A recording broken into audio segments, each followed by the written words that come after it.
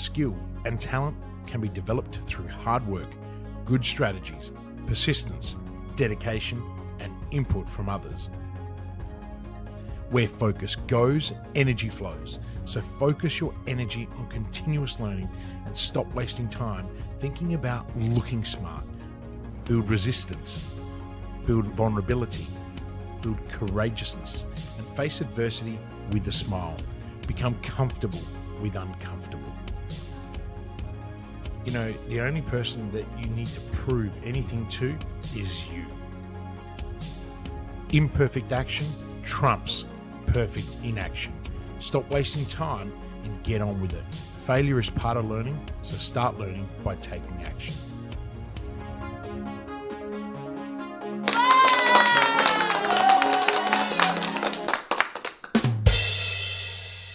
Listen, Livolsi, it is Wednesday. It is the hot seat. How are you going? I'm good, Simone. I'm really, really good. You know, I had an amazing wedding anniversary in Dalesford at the amazing lake house, and you know, Yes, Lucy and I happy got some. first anniversary. That's Yes, exciting. A big yes, milestone. it is. It is the first wedding anniversary, but in May it'll be 10 years that we've been together. Nice. So that's now Lucy's prepping me for that moment. Is it still the anniversary then for the 10 years, or do you only get wedding anniversaries from now on? I don't know. The boss will have to tell me how that's going to play out. But as you know, any excuse for me to play. So you know, but it was really good. I didn't get to see my children until today, and it was so good to see them.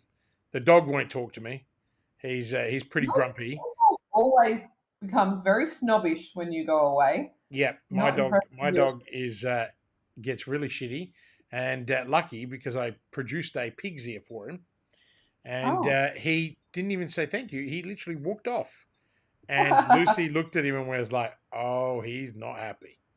I'm like, "Yep, Louis, you're not happy." Here. Yeah, I love that. I love that.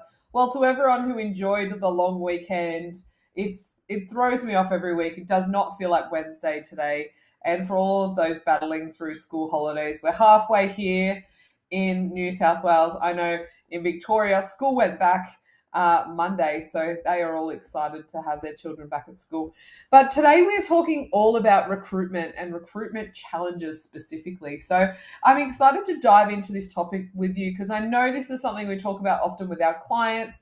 This is what I'm hearing in a lot of our business circles. So I'm really keen to jump into this topic today. So let's get going. My first question for you today, Kristian, is what factors do you prioritize when you're searching and recruiting for top talent in your organization?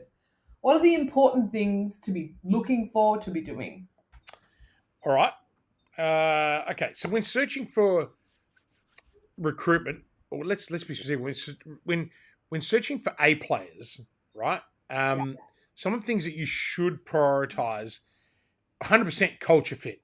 Okay. So what I mean by that is the alignment of the company values with the values of the individual. Alignment doesn't mean same. Okay. Team compatibility is the next thing in that area. I also look for their potential and growth mindset. That is their willingness to learn, and also are they future leaders? Now, remember, not everyone is a leader, and that's great. You need soldiers to win a war. Yeah. Okay. Motivation and drive is another thing, another big factor that we look for and we advise our clients to look for. So passion, self-motivation, all of those things, because that's what, gets them to think innovatively as well. Adaptability and resilience is a key factor. We also look at cognitive abilities, right? So critical thinking, problem-solving skills, the ability to handle complex scenarios are really essential because these are the roles of the future, okay? Because it all comes down to decision-making. And remember, your circumstances, right, do not define you. The decisions you make define you. So diversity and inclusion is also something that we consider. We consider their location and their flexibility. You know, a lot of employers believe that they need to be the flexible people. No, it's a two-way road. Yeah. And we also look for any unexplained employment gaps. So we look for the red flags. That's another factor. Um, Things like technological proficiency and skill set is really down the bottom. We are big believers that anyone can learn. Now, obviously, if you're looking for a computer engineer, you can't hire a cleaner who's never done any computer engineering. Okay, so people always get a Yeah. little bit confused, and that's really it. We compensation expectations, but Yeah. they're the critical factors. That culture fit and And motivation. I'm just gonna add a little side question to this then.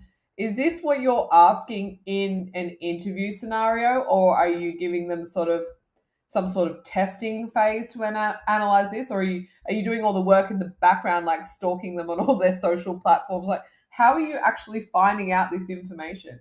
Most of the time, if I'm doing senior people, and I'll Yeah. often, as a chairman of boards, I normally have a lot Mm, of influence in who the CEO is going to be, yeah. with other board members. So at that level, I'm really just paying attention. We do have Mhm. some qualitative and quantitative approaches, but the big one is that I'm really paying attention. I've seen enough bullshitters in my life that you kind of work them out. And Yeah. so we deploy for senior roles very long format interviews, sometimes 4 hours. And the Wow, reason is, yeah, that's and the reason intense. for that is because most people can't bullshit you for that long. So Yeah. and I'll never forget. One of my interviews as a 21-year-old, when I went into the investment banking environment, private equity, was a 1 hour interview that then led into 8 hours of drinking whiskey in a hotel lobby bar in Singapore, and I didn't realize that I was being interviewed for that whole 8 hours. I thought Wow. that was them just getting to know me, and that is the strategy for recruiting, um, interns into the organization. One, back then, 25 years ago, can they drink sustainably and not act like dickheads at the end? And Yeah. also, you're much more relaxed, so your Yeah. views come through. So it's called a great top grading interview, Yeah. and so that's what we do for senior roles. For other roles, we don't go to that level, but the first area is always around culture fit. If someone's not Yeah. going to fit, they're not going to last longer than 2 weeks. Come on, imagine working in our organization if you didn't have the alignment in values.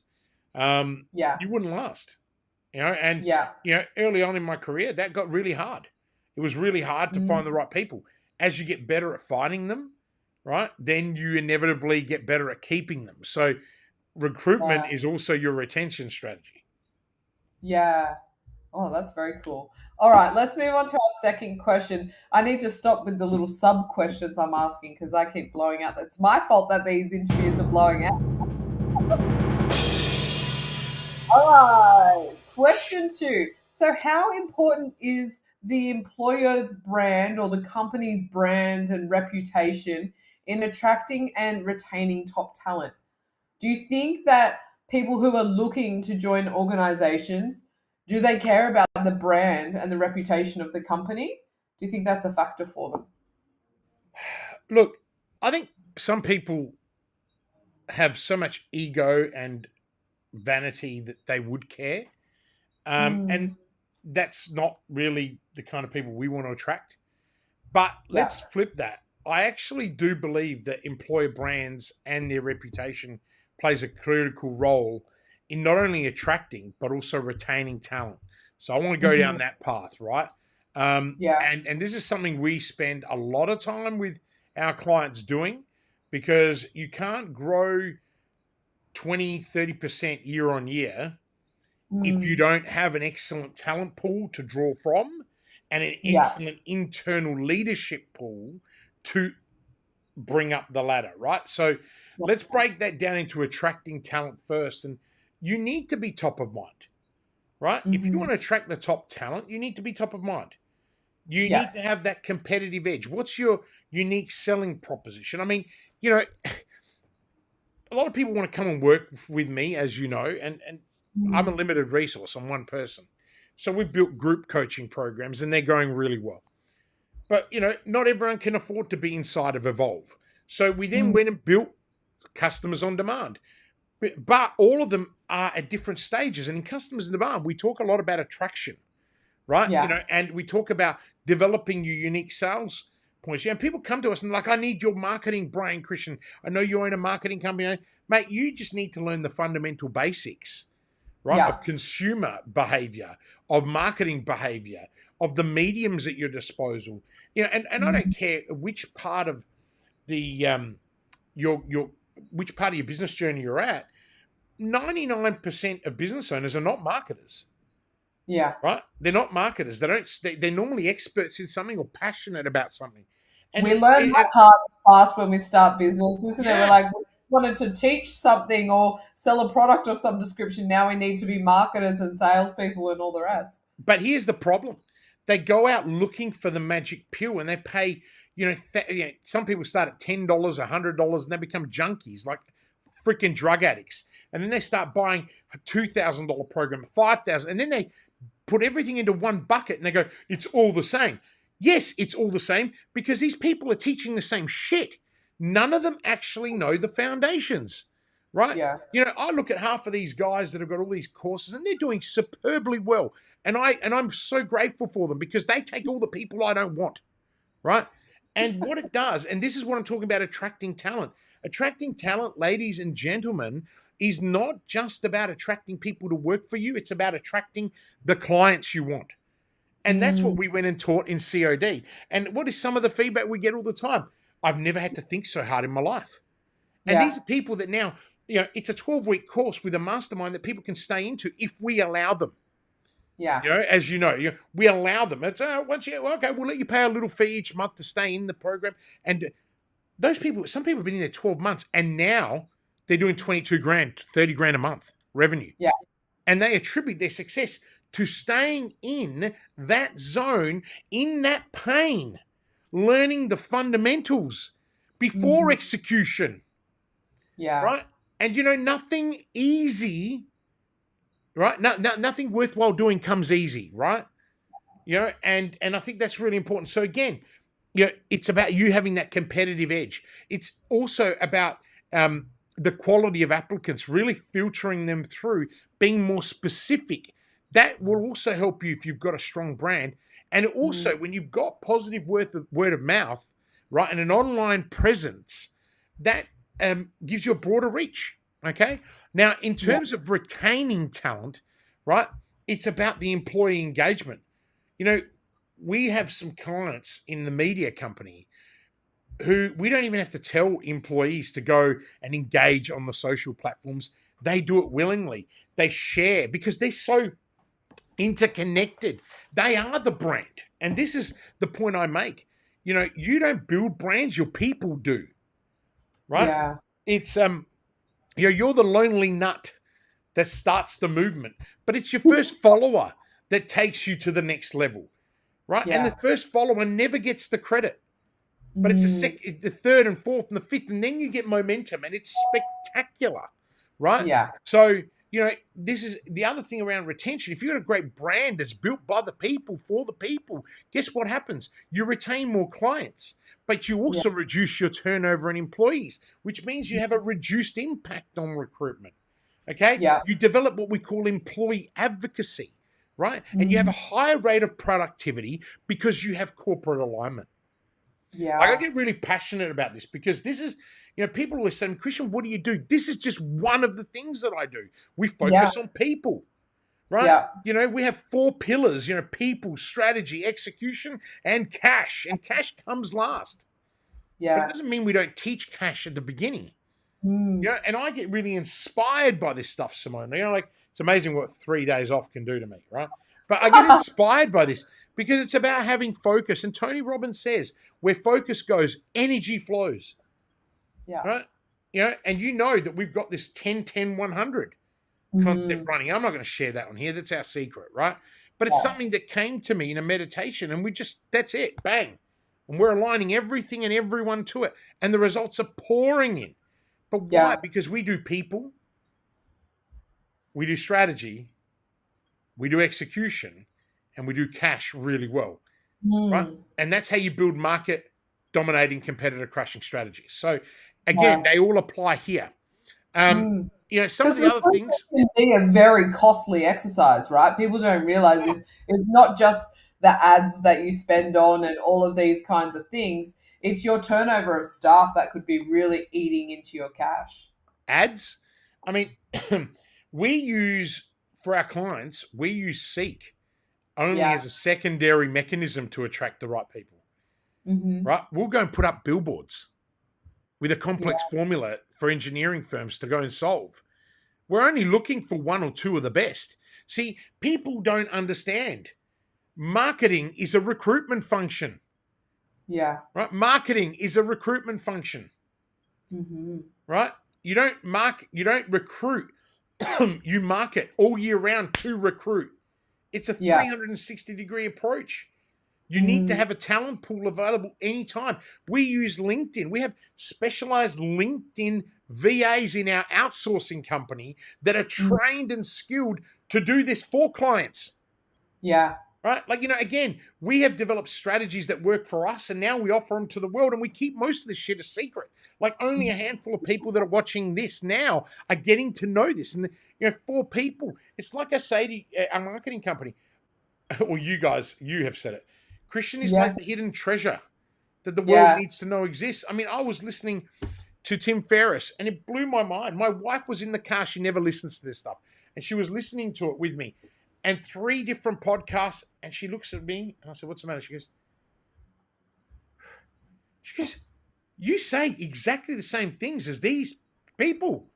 And I said, "Yeah." And one of those people was Arnold Schwarzenegger, right? Like, it's like, we're cut from the same cloth. Right. Yeah. And I don't, and that's, I hadn't listened to Tim Ferriss podcast in a while because I just haven't Mm. had the time. But we drove to Dalesford from Adelaide. So I had 6.5 hours of commute. On the way there, we spoke and we talked and we caught up. On the way back, it's like, okay, kick her Can we out of the touch car. No, not at base? all. Right. We're She ready was for more like, podcast. "Kristian, you shut up." Right. Yeah. So I guess what I'm saying to you is, you know, it's so hard when you have done things over. I mean, I'm a veteran of 80 companies that I have Mm. co-founded, founded, invested in. There are people that have done way more than that. I've had huge success and huge failure, but you Yeah. learn every single time. And something that Arnie said that blew me away, and I can't quote exactly, but this is how I interpreted it. You're better off at failing at something really, really difficult than Mm. winning at something easy, right? Yeah. Because you're not going to grow. And he didn't say that, but for me, and that's when Lucy looked at me and she went, "Oh my God." Like, Mm. she said to me, "I didn't realize Arnold Schwarzenegger was such a smart man." Yeah. I said, "Man, he was the governor of Australia, governor of California, Australia, Yeah. right?" But to give That's you an insight, he was one of the first investors in pop art, right? mm. So he was buying $30,000 Campbell's tin can paintings, Warhol. Those paintings are worth $15 million today. He's got Yeah. like tons of it. Andy Warhol was one of his friends Yeah. and a big Wow. advocate for him. So, you go, this guy, and if you listen to it, he built his own path. That's Mm. recruitment. I know it sounds like we're off on a tangent, but we're not. Because Yeah. if you're worrying about your brand and your reputation, you don't have to be liked by everyone. When we write strategies for people, we intentionally write strategies that alienate 95% of the market, Yeah. right? Because none of you have that much money to go and Yeah. attract the whole world. Okay? Yeah. But the reality of it is, if you can capture 5% of the right people to buy your product and to be your employees and your clients, you're winning. Mm. That's a lot to take in and some really important lessons there. And I think for anyone out there listening who's just popping up the Seek ads or, doing that one-off post on their social media trying to find the right people to come and join their organization, there's lots of key takeaways you can grab from this hot seat episode to up the ante and find the right people for you. All right, we actually have probably answered more than 3 questions, but I have one more, and I just wanted to ask quickly, what strategies could you use to stand out as an attractive employer? Like, You what love, could you do? you love. I think I've given away enough value today to the 4 or 5 people, and thank you, bless you, love you that you've stayed on with us. Don't forget to drop a comment. Let us know that you're here. If you're watching it on replay, obviously, let us know. It's going to come a time where I just decided I don't want to do these anymore. So you might have to keep a library of them. But maybe next week, because this is actually episode 51 of the hot seat. So next week is like our 1 year anniversary. 1 year anniversary. Pop the champagne, right? So look, standing out as an attractive employer, okay, it requires a combination of actual tangible benefits as well as a positive workplace culture, but more importantly, a clear and compelling vision.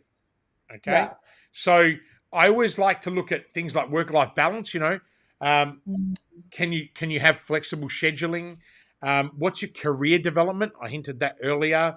What's your training and education, your clear career pathways, positive workplace culture. So what do I mean by that? Inclusivity, open communication, closing the feedback loop, recognition and reward programs. What about actually employee well-being programs, around mental and physical health, really huge at the moment.